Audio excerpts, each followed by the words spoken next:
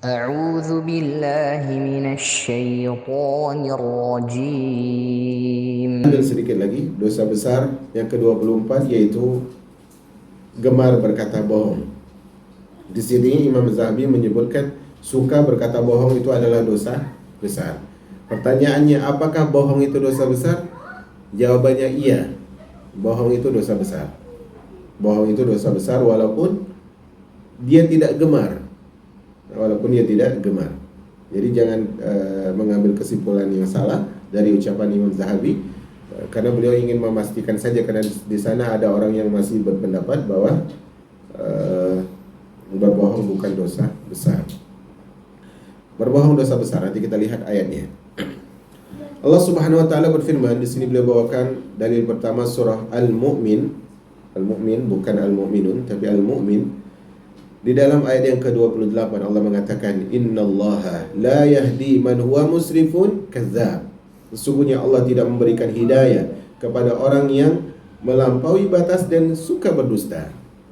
Jadi ini konsep hidayah aja, Pak. Konsep hidayah demikian. Makanya kita katakan, sering saya ulang kisah, kenapa Umar dipilih oleh Allah Subhanahu wa taala untuk mendapatkan hidayah, bukan Ammar bin Hisham alias Abu Jahal. Karena Umar lebih suka dengan kejujuran.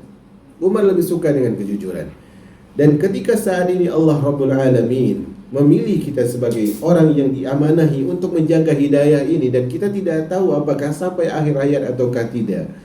Ketika Allah Subhanahu wa taala telah amanahkan kepada kita hidayah ini, yakinlah kalau kita hari-harinya mengiringi hidayah ini dengan kedustaan, lambat laun tali ikatan hidayah itu akan terurai dan hilang dari kita, jamaah. Maka kenapa juga orang-orang itu jarang berhasil di dunia ilmu? Mereka sudah belajar sekian tahun, tidak jadi, artinya tidak mapan ilmunya, dikarenakan terkadang tidak jujur dia dalam ucapannya. Orang mudah berpaling, mudah futur dan sebagainya, itu juga karena ketidakjujuran dia. Karena hidayah tersebut jauh dari orang yang tidak jujur. Maka jemaah yang dirahmati oleh Allah, poin ini harus kita perhatikan. Dan ketidakjujuran ini, sebagaimana yang disebutkan oleh Imam Zahabi, adalah dosa besar. Kita tahu jemaah yang dirahmati oleh Allah Subhanahu wa taala, bahwa orang tersebut jaminan surganya berkaitan dengan jaminan dia menjaga lisannya. Sebagaimana hadis sahih riwayat Imam Bukhari, Nabi SAW mengatakan, man yadman lima baina lihyai wa ma baina fahidai adman lahul jannah. Siapa yang menjamin kepadaku, siapa yang bisa menjamin bahwa dia bisa menjaga kemaluannya dan menjaga lisannya, maka aku jamin baginya surga. Jaminan yang luar biasa dari Nabi sallallahu alaihi wasallam. Bahkan kalau kita lihat Abu Bakar pernah berkata, sahabat yang mulia Abu Bakar pernah memiliki ucapan yang sangat indah. Abu Bakar ini gelarnya apa? As-Siddiq. Dan beliau memiliki ucapan yang sangat luar biasa. Kata beliau, al-kadhibu yujanibul iman. Dusta itu akan menjauhkan iman. Dusta itu akan menjauhkan keimanan dari kita. Semakin jarang, semakin tidak kita berdusta, semakin iman semakin dekat. Semakin banyak kita berdusta, semakin menjauh itu iman kepada kita. Iman ke timur, dengan dusta kita lari ke barat. Seakan-akan seperti itu, semakin jauh. Nah, jemaah yang dirahmati oleh Allah Subhanahu wa taala, kita pernah sampaikan dalam majelis yang lain, di dalam surah Qaf ayat 18 Allah Subhanahu wa taala berfirman, "Ma yalfizu min qaulin illa ladaihi raqibun atid." Raqibun atid. Tidaklah seorang tersebut mengucapkan sebuah kata kecuali ada raqib, ada atid. Ada malaikat yang mengawasinya. Hal ini kesendirian kita. Orang tidak mengerti ucapan kita, tapi malaikat mendengar apa yang diucapkan dengan izin dari Allah Subhanahu wa taala. Dan kalau kita lihat, al-kadzib ini lawannya adalah as-sidqu. Kedustaan lawannya adalah kejujuran. Apa istimewanya kejujuran, jemaah? Istimewanya kejujuran adalah bahwasanya orang yang jujur itu derajatnya pas di bawah para nabi. Mungkin kita bukan nabi, mungkin seorang hamba bukan nabi, si fulan bukan nabi, si fulanah bukan nabi, tapi dia bisa mendekati level para nabi dengan jujurnya. Bahkan level para nabi ini di atas level para orang-orang mati syahid. Di atas level orang-orang yang mati syahid. Ya, karena itu Allah sebutkan di dalam surah An-Nisa ayat 69. Surah An-Nisa ayat 69, kata Allah Subhanahu wa taala, "Man yuti'illaha war rasul." Siapa yang taat kepada Allah dan Rasul, faulaika ma'al ladzina an'ama Allah 'alaihim. Maka mereka bersama orang yang Allah berikan nikmat. Siapa saja? Minan nabiyyin, pertama para nabi, wasiddiqin, ini. Kemudian orang yang jujur, wasyuhada, wassalihin. Yang ketiga baru orang syahid, dan orang-orang yang keempat saleh. Ini di atas orang yang syahid, di atas orang yang saleh. Pas di bawah para nabi dan rasul. Ini hal yang luar biasa jemaah yang dirahmati oleh Allah Subhanahu wa taala. Nah, dusta pada manusia itu ada dua jemaah. Dusta pada manusia itu ada dua. Hal ini perlu kita perhatikan.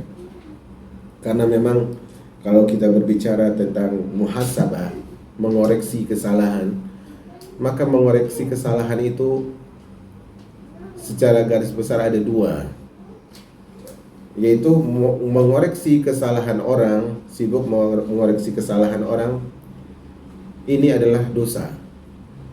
Dalam artinya dia sibuk ngurusin orang, lupa diri, maksudnya begitu, ini adalah dosa. Tapi indahnya kalau kita mengoreksi kesalahan kita, kita dapat pahala. Itu indahnya, kalau mengoreksi kesalahan kita, kita dapat pahala. Apalagi diiringi dengan perubahan demi perubahan lebih baik. Nah, dusta kepada manusia itu ada dua. Pertama adalah dusta di dalam perbuatan. Dusta di dalam perbuatan. Maksudnya bagaimana?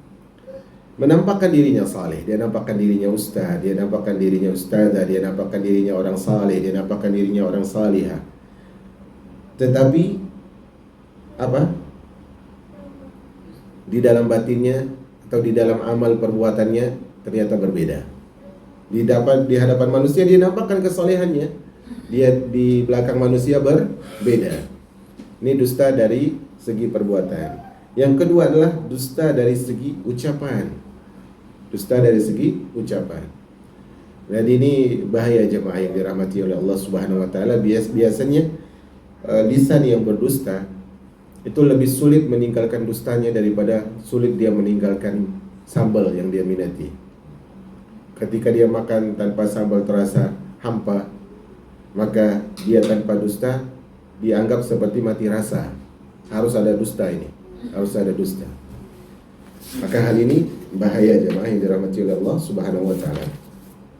Selanjutnya beliau membawakan firman Allah di dalam surah Az-Zariyat ayat 10. Allah mengatakan kutilal khurrasun, terkutuklah atau binasalah khurrasun. Khurrasun itu adalah orang-orang yang suka menggunakan ucapan-ucapan yang menyelisihi hakikatnya alias berdusta. Maka binasalah, terkutuklah orang-orang yang berdusta. Nah, jemaah yang dirahmati oleh Allah Subhanahu wa taala, dalam sebuah hadis, hadis ini diriwayatkan oleh Al-Imam, saya ingat, Tirmidzi. Hadis ini diriwayatkan oleh Al-Imam Tirmidzi dari sahabat Uqbah bin Amir, radhiyallahu taala anhu. Dia mengatakan, yaitu Uqbah bin Amir datang kepada Rasulullah, dia mengatakan, "Ya Rasulullah, man najah?" Wahai Rasulullah, apa itu keselamatan? Ini pertanyaan para sahabat berbobot. Pertanyaan para sahabat itu berbobot. Wahai Rasulullah, apa itu keselamatan? Dan mereka ini, para sahabat, kira-kira kalau bertanya untuk diamalkan atau pengen tahu aja? Untuk diamalkan. Wahai Rasulullah, apa itu keselamatan? Bagaimana itu jalan selamat? Apa kata Rasulullah? Kata Rasulullah sambil memegang lisannya, imsik alaika lisanak. Pegang olehmu, awasi olehmu lisanmu, kau akan selamat. Ini yang pertama. Yang kedua, wal yasa'uka baituk. Betah-betahkan dirimu di rumah. Karena orang kalau udah keluar itu sulit jemaah. Makanya Nabi SAW di dalam zikir keluar rumah mengajarkan apa? Zikir keluar rumah. Bismillah Tawakkaltu 'ala Allah la haula wala quwata illa billah. Inti dari zikir ini adalah dengan nama Allah. Aku bertawakal, tiada daya dan upaya kecuali dengan pertolongan Allah. Karena orang kalau udah di luar rumah itu bahaya mengintai dia. Nggak bisa dia menyelamatkan dirinya dari bahaya. Nah, kata Nabi SAW, jaga lisanmu. Kemudian yang kedua, betah-betahlah di rumah. Yang ketiga adalah wabaki ala khati'atik. Tangisilah kesalahan-kesalahanmu. Ini luar biasa sekali jemaah. Luar biasa sekali. Inilah kata Nabi dengan keselamatan. Kemudian beliau membawakan surah Ali Imran ayat 61. Beliau membawakan surah Ali Imran ayat 61. Summa nabtahil fanaj'al la'natallahi 'alal kadhibin. Kemudian marilah kita bermubahalah. Bermubahalah ini adalah dua orang saling mengklaim berada di atas kebenaran, kemudian tidak mau kalah sehingga mereka buat mubahalah. Mubahalah ini adalah siapa yang tidak jujur dia kena laknat, itu mubahalah. Kemudian marilah kita bermubahalah kepada Allah, lalu kita meminta supaya laknat ditimpakan kepada orang yang dusta. Ini indikasi bahwa dosa besar itu dusta. Indikasinya pada apa? Indikasinya pada kata yang mana? Dalam ayat ini bahwa berdusta itu dosa yang besar ditunjukkan oleh kata yang mana? Rumusnya sering kita ulang ini. La'natullah 'alal kadhibin. Laknat Allah bagi orang yang berdusta. Indikasi dosa besar apa salah satunya? Dapat laknat. Kemudian Rasulullah bersabda dalam sebuah hadis yang disepakati oleh Bukhari dan Muslim, muttafaq alaih, itu artinya Bukhari dan Muslim. Walaupun kalau kita baca Bulughul Maram, muttafaq alaih itu salah satunya adalah Bukhari, Muslim, salah satu lagi adalah Imam Ahmad. Tapi di sini maksudnya Bukhari, Muslim. Rasulullah bersabda, innal kadhiba yahdi ilal fujur. Sesungguhnya dusta itu membawa kepada perbuatan dosa. Al-fujur itu dosa. Wa innal fujura yahdi ilan nar. Dan sesungguhnya dosa itu mengarahkan kau kepada neraka. Wala yazalu ar-rajulu yakdzib. Senantiasalah seorang itu berdusta. Hatta yuktaba indallahi kadzaban. Sampai dia ditulis di sisi Allah sebagai orang yang berdusta. Jadi dusta ini tabiat jemaah. Kalau dibiarkan dia jadi tabiat. Makanya di pesantren yang pernah kita belajar, semoga Allah selalu menjadikan pesantren tersebut mengeluarkan orang-orang yang bermanfaat dan menjadikan ilmu mereka ilmu yang diberkati oleh Allah Subhanahu wa taala. Kita punya pesantren, seorang santri kalau ketahuan nyuri dikeluarin. Kenapa? Dia kalau nyuri di pesantren itu berarti kenapa kira-kira? Tabiatnya buruk. Tabiatnya buruk. Tabiatnya sangat buruk. Karena di sini Rasulullah katakan, sesungguhnya kedustaan itu membawa kepada apa? Dosa. Dan dosa itu membawa kepada neraka. Nah, dosa yang membawa kepada neraka ini karena dosa yang sudah jadi tabiat. Jadi tabiat. Nah, seorang itu senantiasa dia berdusta sampai di catatan Allah dia diberikan stempel apa? Pendusta. Allahu Akbar. Walaupun seluruh manusia yang ada dari awal sampai akhir sepenuh jagat raya mengatakan kita jujur. Kalau Allah sudah tulis di sisinya kita pendusta, bisa apa kita? Tak bisa kita merubah pahit menjadi manis, terang menjadi gelap menjadi terang. Karena sesuatu yang pasti itu adalah di sisi Allah Subhanahu wa taala. Kemudian hadis selanjutnya, hadis yang diriwayatkan oleh Imam Bukhari, Muslim dan yang lainnya. Nabi SAW bersabda, ayatul munafik salasun. Tanda orang munafik itu 3. Salah satunya di sini disebutkan adalah idza haddatsa kadzaba. Kalau dia berbicara dia berdusta. Kalau dia berbicara dia berdusta. Ini adalah sifat kemunafikan yang paling zahir. Tapi ini sifat yang tidak mengeluarkan dia dari Islam. Karena ini adalah nifak amali. Nifak amal adalah nifak yang kecil, tetapi dosa besar. Nabi bersabda dalam hadis selanjutnya, kita agak cepat. Arba'un man kunna fihi kana munafiqan khalisan wa man kanat fihi khaslatun minhunna kanat fihi khaslatun minan nifaq hatta yada'aha. Ada 4 perkara yang barang siapa yang terdapat pada dirinya 4 perkara ini, kalau terkumpul pada jiwanya itu 4 hal ini sekaligus, maka dia munafik tulen, munafik murni, munafik beneran gitulah. Kalau terkumpul gitu ya. Tapi kalau salah satunya ada, berarti dia terkena sifat kemunafikan, tidak dikatakan tulen.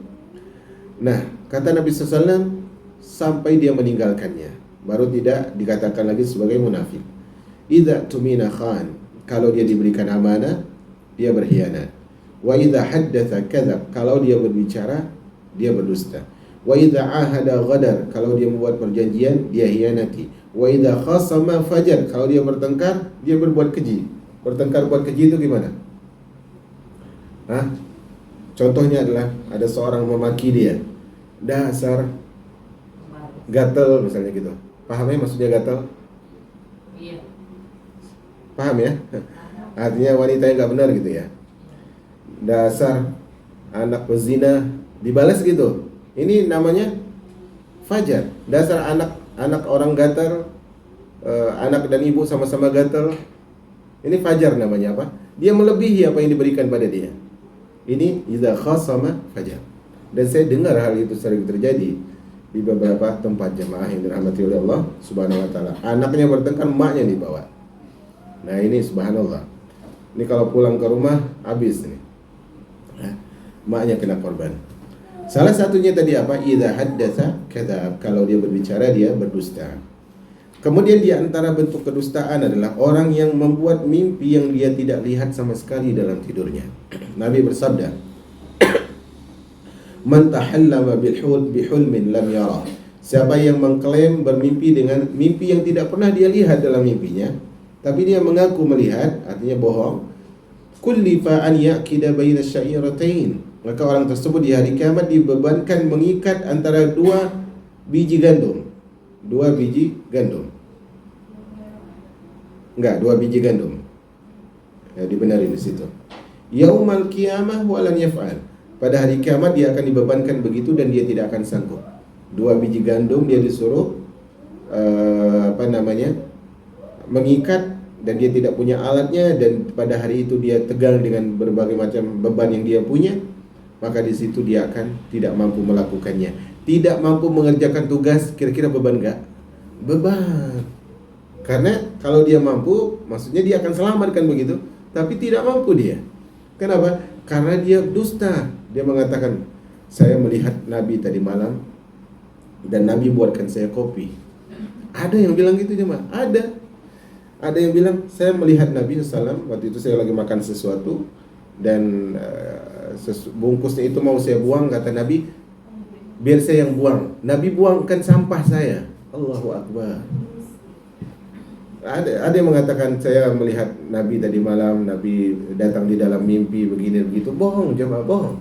Kenapa mereka rela berbohong demikian? Agar dikatakan wali. Agar dikatakan wali. Makanya Syekh Abdul Razak pernah mengatakan, Syekh Abdul Razak Abdul Muhsin Al-Badar, hafizahullahu wa abahu, semoga Allah menjaga beliau dan ayah beliau. Sudah sangat tua ayah beliau. Dan Syekh Abdul Razak dengan wajah yang seperti 40, usia beliau sebenarnya 60 lebih. Kalau ibu-ibu lihat Syekh Abdul Razak, wajahnya seperti 40-an, sebenarnya beliau sudah hampir 70. Usia sangat muda beliau wajahnya, tetapi usianya sudah tua. Nah, beliau punya resep sendiri dan sebagainya. Nah, Syekh Abdul Razak cerita, saya pernah baca kitab, kata Syekh Abdul Razak, yang isi kitab tersebut apa? Isi kitab tersebut penuh dengan kesyirikan. Orang yang jiwanya bagus, kata beliau, kalau baca kitab ini pasti tidak nerima, karena isinya tidak dimengerti. Ada rumus ini, rumus itu, ada mantra ini, mantra itu, nggak ngerti mereka. Di ujung kitabnya, kata Syekh Abdul Razak, saya baca penulis kitab ini mengatakan, sebenarnya kitab ini tidak mau saya terbitkan, tetapi di dalam mimpi saya melihat Nabi datang. Kitabnya kitab kesyirikan loh ya. Di dalam mimpi, kata penulis ini, Syekh Abdul Razak cerita, saya melihat Nabi datang. Wahai fulan, kenapa kitab ini tidak engkau terbitkan? Dan sebelah saya datang Abu Bakar, sebelah kanan. Wahai fulan, kok nggak diterbitkan? Datang Umar. Wahai fulan, kenapa ditunda dicetak? Akhirnya saya cetak, katanya, kitab ini. Bohong jemaah, bohong. Yang seperti ini dia akan dibebankan dengan beban yang tidak mampu di hari akhirat. Kata Nabi sallam, "Inna afral fira," sesungguhnya kedustaan yang paling dusta, an yuriyar rajulu ainaihi ma lam taraya. Seorang mengaku melihat dalam mimpinya sesuatu yang tidak pernah dia lihat. Itu dusta yang cukup besar, apalagi membawa nama Nabi sallallahu alaihi wasallam. Imam Al-Bukhari meriwayatkan hadis dari Samurah bin Jundub yang panjang yang menyebutkan tentang mimpi Nabi. Hadisnya banyak sekali. Nabi bermimpi dan mimpi Nabi adalah wahyu. Di dalam mimpi tersebut Nabi ditemani oleh Jibril. Kemudian Nabi melihatkan siksa demi siksa. Salah satunya adalah potongannya ini yang ada dalam buku. Ammar rajulul ladzi ra'aitahu yusharsaru sidquhu ila qafah. Jadi Nabi pernah melihat seorang yang tulangnya itu disobek dan matanya pun juga disobek. Nabi bertanya kepada Jibril, apa dosa orang ini? Kata Jibril, adapun laki-laki yang kau lihat disobek tulang rahangnya hingga tengkuknya, maksudnya dari bibirnya nih, itu disobek sampai tengkuk. Oke? Kemudian disebutkan lalu hidungnya ditarik hingga ke tengkuknya dan matanya sampai ke tengkuknya.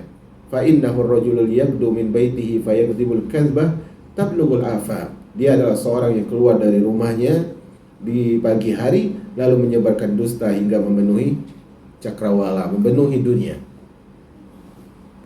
Dengan rahangnya, dengan mulutnya, dengan mata yang dia cari informasi, kemudian dia berdusta, maka hukumannya sepadan jemaah, disobek sampai ke tengkuknya.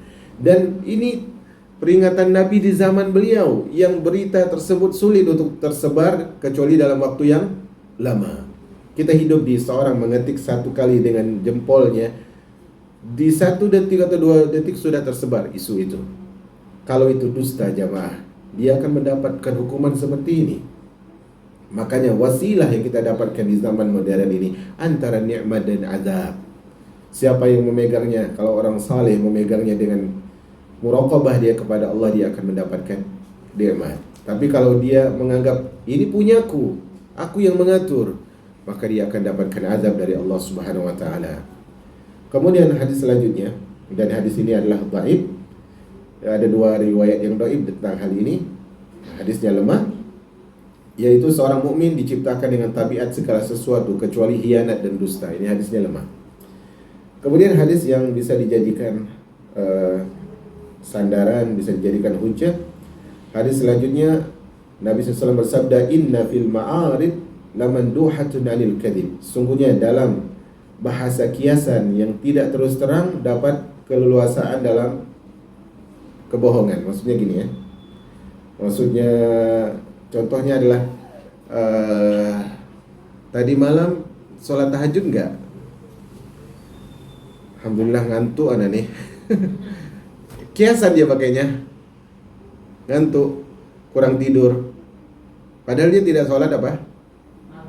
Tidak sholat malam. Itu terdapat isyarat kedustaan.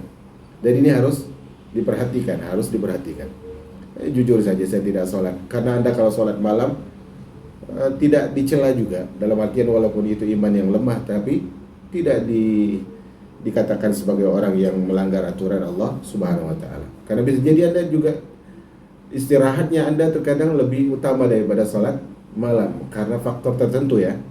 Kadang ada orang faktor tertentu istirahatnya lebih utama daripada dia sholat malam. Jadi gunakanlah bahasa yang sederhana saja. Sampaikan apa adanya. Jangan sampai demi meraih sanjungan, pujian sesaat, dia merubah sesuatu yang tadi sudah layu, terasa atau terlihat seperti indah dan memukau. Jangan sampai seperti itu. Kemudian kata Nabi, "Kafa bil mar'i isman an yuhaddisa bi kulli ma sami." Cukuplah seorang itu dikatakan berdusta kalau dia mengucapkan apapun yang dia dengar. Nah,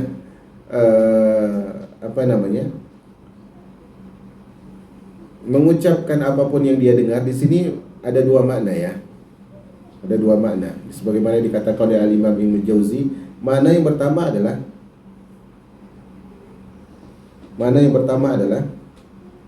dia menukil sesuatu yang dia ketahui. Oke. bahwa sesuatu yang dia ketahui tapi itu dusta, artinya dia tahu bahwa hal itu dusta. Dia menukil sesuatu yang dia ketahui merupakan kedustaan. Dia tahu nih berita ini bohong, dia nukil. Tapi dia nggak jelaskan bahwa itu dusta. Ini masuk dalam hadis ini. Oke, paham ya? Ini yang pertama. Yang kedua, tafsiran kedua adalah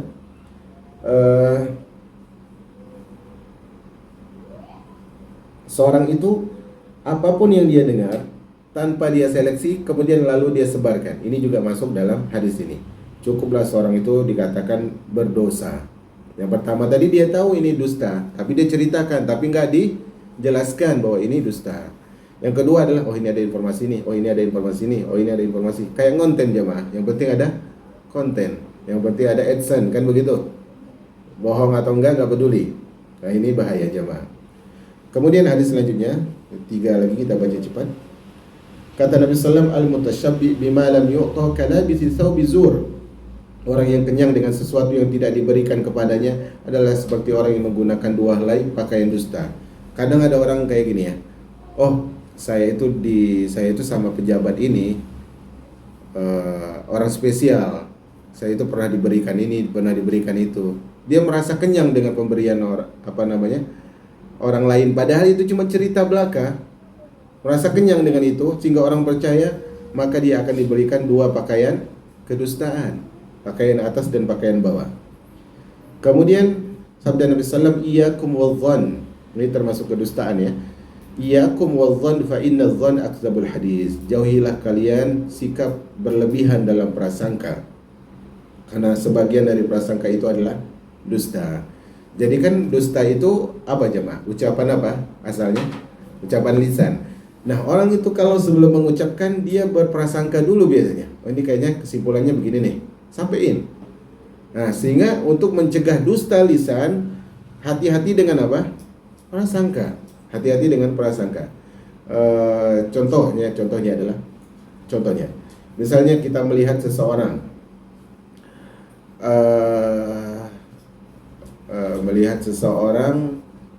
muslimah, misalnya kita melihat seorang muslimah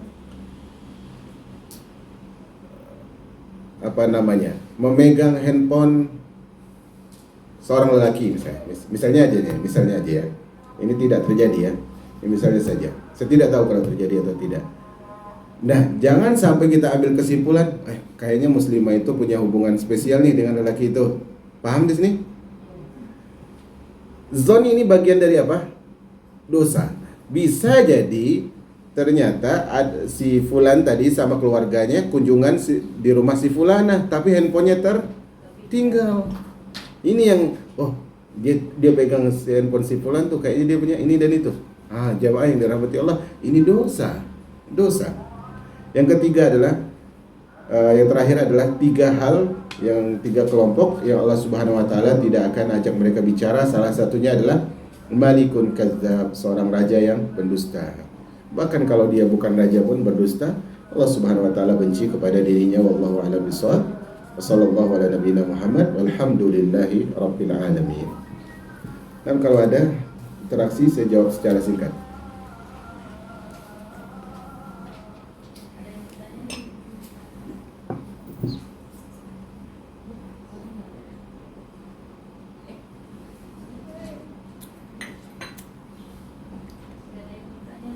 Ya, nah. Demikian ibu-ibu yang dirahmati oleh Allah Subhanahu wa taala, beberapa hal atau 3 pembahasan kita ambil hari ini. Semoga walaupun penjelasan ini secara cepat tapi bisa dipahami dan diambil banyak faedah. Semoga itu bermanfaat bagi kami dan kita semua. Dan semoga Allah memudahkan kita untuk beramal saleh, menerima amalan kita, menghapus dosa kita, mengangkat derajat kita, dan menjadikan hati kita hari demi hari semakin suci dan bersih. Dan semoga Allah Subhanahu wa taala menjaga kita dengan hidayah sampai akhir hayat kita. Subhanakallahumma wa bihamdika asyhadu an la ilaha illa anta astaghfiruka wa atubu ilaik. Assalamualaikum warahmatullahi wabarakatuh.